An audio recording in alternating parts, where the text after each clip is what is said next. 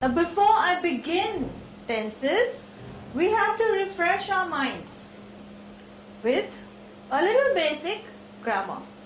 Why am I doing it?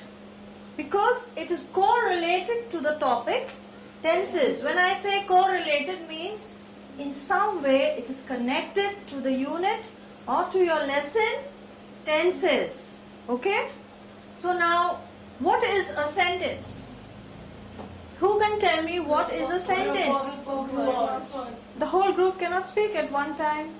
One at a time. Make it clear. Group of words. A group of words that Makes the sense. very good. That makes complete sense. A group of words that make complete sense. Or in grammatical English, a thought